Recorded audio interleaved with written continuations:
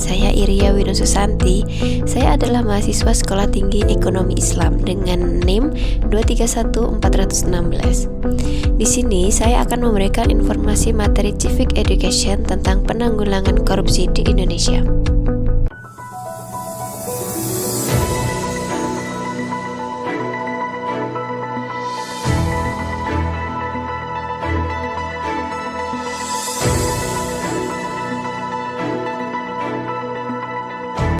Kira-kira ada yang tahu nggak nih apa itu korupsi?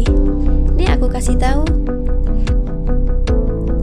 Korupsi adalah suatu bentuk ketidakjujuran atau tindak pidana yang dilakukan oleh seseorang atau suatu organisasi yang dipercayakan dalam suatu jabatan kekuasaan untuk memperoleh keuntungan yang haram atau penyalahgunaan kekuasaan untuk keuntungan pribadi seseorang. Lalu, bagaimana sih cara menanggulangi korupsi yang ada di Indonesia? Yuk simak penjelasannya. Yang pertama adalah pembentukan lembaga anti korupsi. Salah satu cara memberantas korupsi adalah dengan mendirikan organisasi independen yang didedikasikan untuk memberantas korupsi. Misalnya, di beberapa negara telah dibentuk organisasi yang disebut Ombudsman. Lembaga ini bertugas untuk memberikan pendidikan kepada pemerintah dan masyarakat serta mengembangkan standar perilaku kode etik bagi organisasi pemerintah dan hukum yang membutuhkan.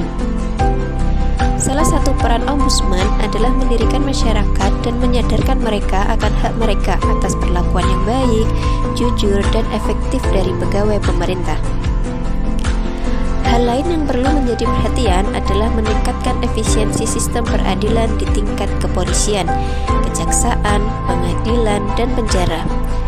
Pengadilan adalah jantung penegak hukum dan harus tidak memihak, jujur, dan adil. Banyak kasus korupsi yang tidak masuk ke hukum karena sistem peradilan yang sangat buruk berfungsi. Kemudian yang kedua adalah pencegahan korupsi di sektor publik. Salah satu cara untuk mencegah korupsi adalah dengan mewajibkan pejabat publik untuk menyatakan dan mengungkapkan jumlah kekayaan mereka sebelum dan sesudah menjabat. Dengan demikian, masyarakat dapat memantau kewajaran peningkatan kekayaan mereka, terutama jika terjadi peningkatan kekayaan setelah selesainya tugas. Kesulitan muncul ketika kekayaan yang diperoleh melalui korupsi ditransfer ke orang lain, seperti anggota keluarga. Kemudian yang ketiga adalah pencegahan sosial dan pemberdayaan masyarakat.